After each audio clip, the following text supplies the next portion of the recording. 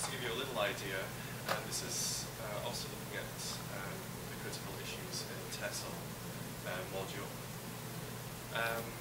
With regards to context, so I work for a large EFL organisation. We are headquartered in Shanghai, and I'm the publishing manager, so I'm responsible for the textbook materials and associated online materials which are produced for our students in China, Russia and Indonesia. So, no pressure there. We have a very specific house style, and we can't write about certain topics. For example, we can't really write about politics. We can't write about alcohol, religion, and things like that, because we're basing our textbooks for a very specific teenage and younger market. We deal with students from 3 years of age up to 17. Okay. So part of that is very specifically to do with age appropriacy, but other aspects are specific to the countries that we actually produce these materials for. I mentioned parsnips there, so that actually includes like politics, alcohol, religion, racism, and the last P there is pork. We don't mention pork because of Indonesia and their religious beliefs. So all that comes together with what I wanted to look at in terms of critical issues assignment. Specifically, I looked at one set of textbooks that we produce, which we call Front Runner, and they're for the 14 to 17-year-old age group. For people within my organisation, they're considered aspirational, which may or may not be relevant to the students that we are actually producing these materials for. There are many arguments to say that aspirational content is not related to the actual lives of the students that this content is being produced for.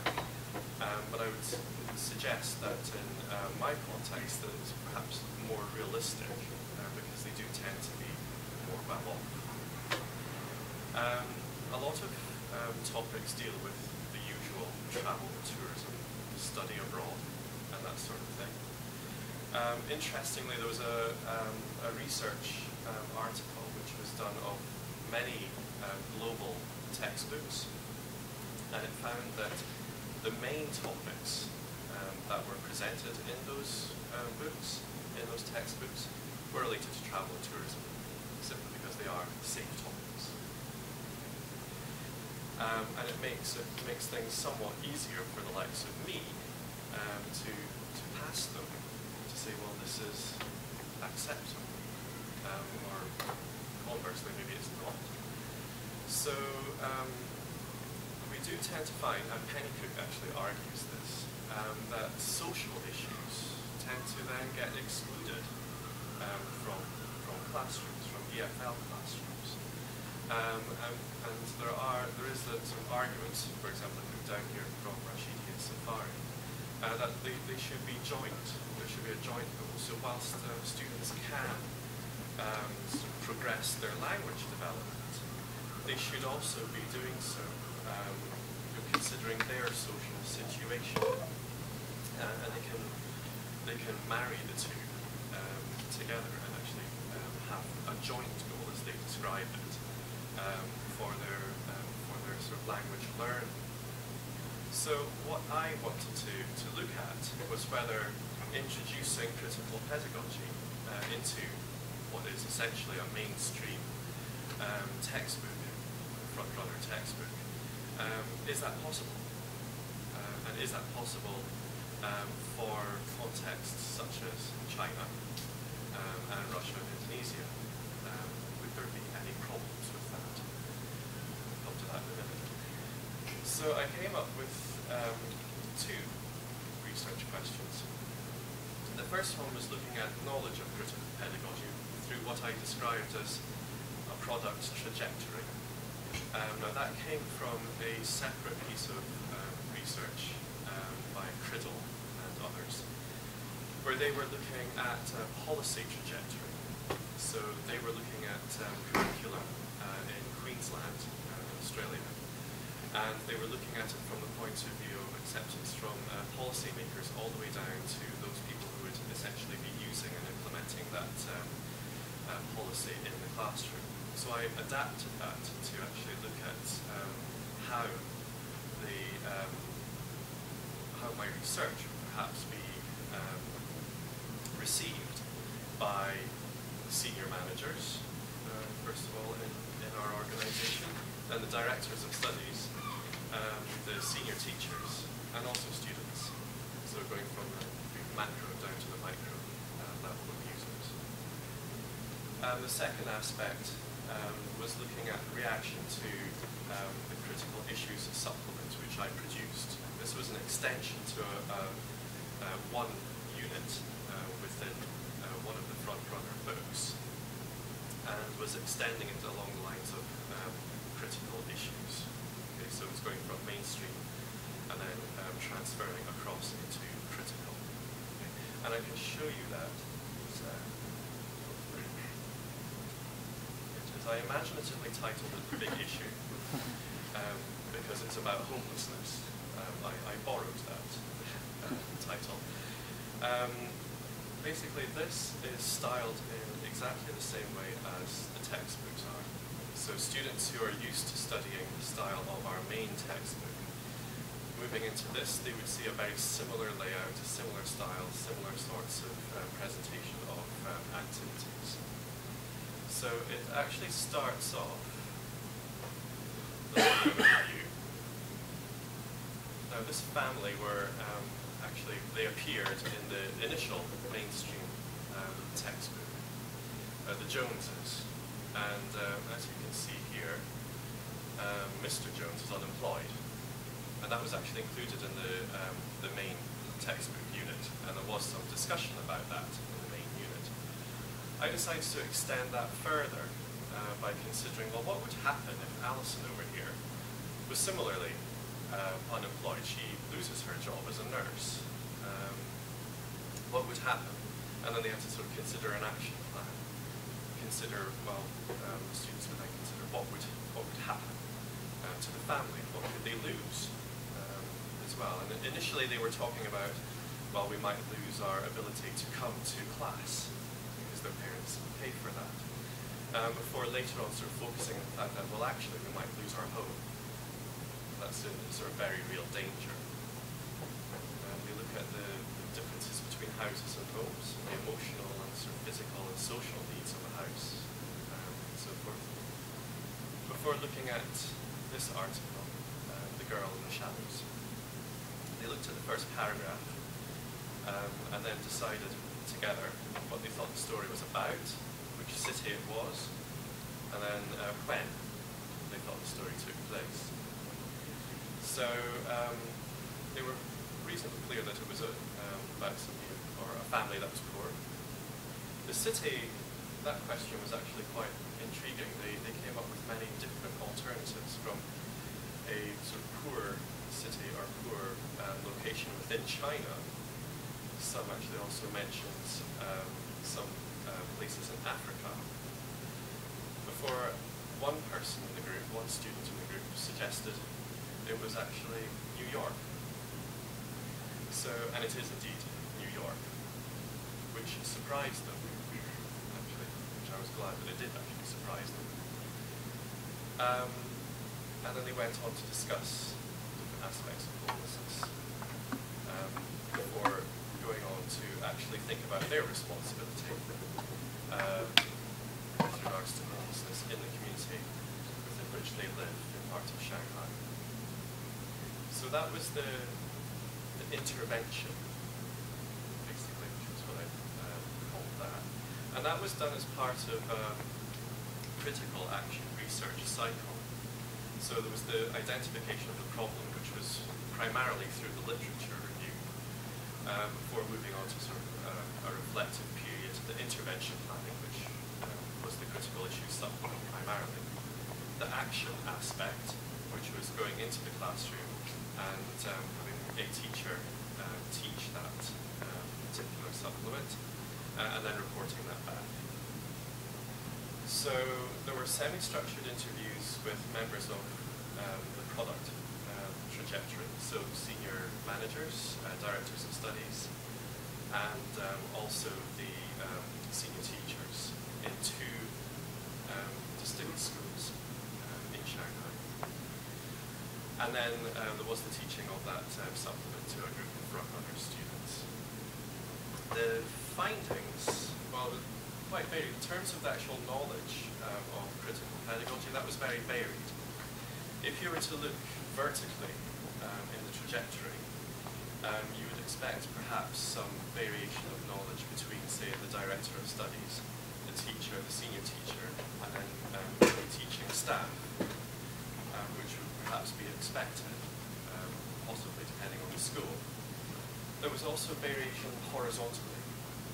So, intriguingly, one school knew quite a lot about critical pedagogy because their director of studies had studied it, and the senior teacher had also come across it during her studies at university. Conversely, the other school, they didn't have knowledge of critical pedagogy at all. They were very uncertain of it. So hence there was this large variation, which led to the fact that there would be sort of an extensive training period required for teachers if we were to go down this line of introducing critical materials into our curriculum. The other side, with regards to reaction to the critical issues supplement, well, the interviewees certainly acknowledged the benefits of critical pedagogy. Students are questioning more. They acknowledge that that's a fairly major benefit of critical pedagogy. They can do so within their social situation. And the reason for choosing homelessness as well is something that they can directly relate to. They see it every day when they're traveling through Shanghai, whether it's in the street or whether they're using the metro, for example. So they can actually see it. And that was an important aspect for choosing homelessness as a topic. They really needed to be able to relate to that. In part of the literature, it suggests that with regards to the selection of a topic, it has to be something that the students will be able to discuss. Often beforehand, they don't know how to express their feelings about a particular topic or a particular issue. But then as a result of doing something like this, they can. And that was mentioned by part of the teaching group, the students that were actually exposed to this supplement. They said, well, we didn't know how to actually talk about this before. And then they perhaps maybe feel a little bit more knowledgeable, they can discuss it, maybe even a little bit empowered. But the empowerment is different. It's not necessarily empowering them to sort of rise up in a sort of rebellion that simply wouldn't be allowed in China. They just can't. But perhaps empowerment from the point of view of, well, they potentially in the future could be in a position to do something about it. So it's actually seeing this from a slightly alternative perspective. Pedagogy. But we do operate in China, and we are based in Shanghai. We are subject to the constraints of local and central government. And there's, I suppose, ethical considerations as to should we, in a classroom, be encouraging students to actually be questioning or challenging authority. It could be very dangerous, in fact. And one interviewee described it as a potential business killer as well. And it could be. So there were a number of constraints, not only the sort of political constraints that might immediately come to mind, but there are business constraints as well. However, rather than actually having this as a part of a mainstream course or as an extension of a mainstream course. There is a possibility of having it as a completely separate course.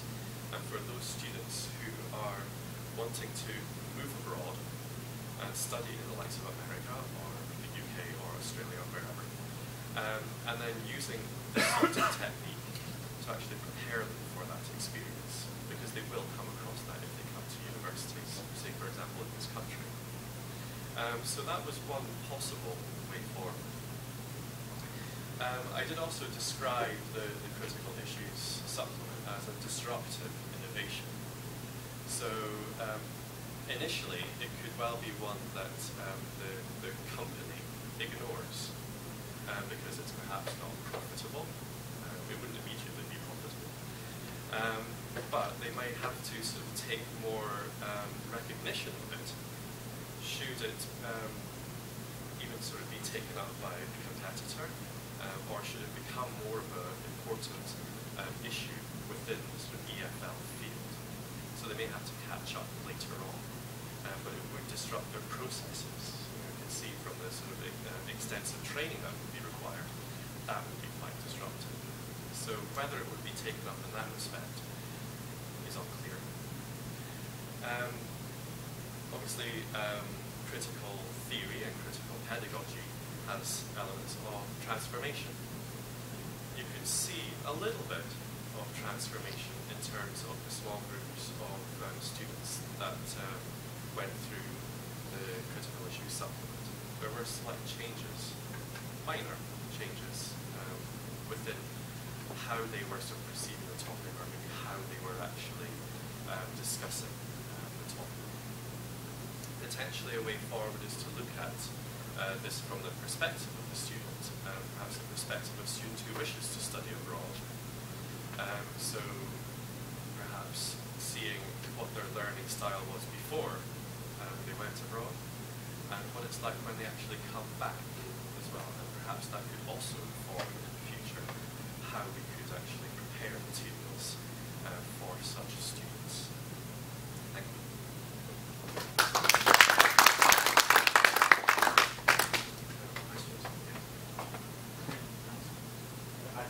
I work for the same company, so I love the tactical way you navigate that. I was really interested in it's very critical, very ideological, but then I like both the lines about business killer and the fact that although this might cause all sorts of ideological upsets in China and so on, and act various people, if the competitors started doing it, how do we read? Well, that would remain to be seen. I think if competitors start to do it, I think our organisation would at least have to recognise that and take that into account in their sort of strategy. Whether they actually decide to go down that road is a completely different story. It suggests there's some sort of willingness if the money is right? I think there is. Yeah, I think there is kind of a willingness there already. Because if you look through some of the front-runner books, you do see topics which are pretty close to the boundary. There is something about genocide in one of the later books. There's a topic about English as a foreign language or lingua franca throughout the world. So there are topics that push those boundaries, but they don't necessarily cross those boundaries. So perhaps there's a willingness, but if they wanted to go fully critical, that's a slightly different story. Well, I guess we kind of know that China tends to be happy to be highly critical of things in other countries. Yes. So if you're talking about genocide in, say, Yugoslavia or something, they'd be quite happy to have that in their textbooks, because it's when you bring it home and start talking about Mao or something like this and genocide during that type of time, and that's when you have issues, right? You can talk about these issues, just don't mention China. Yes. And that also informed the sorts of things I put into that supplement, because it was talking about homelessness, but in a Western context. Yeah. So they could actually still talk about it without fear of sort of directly criticising their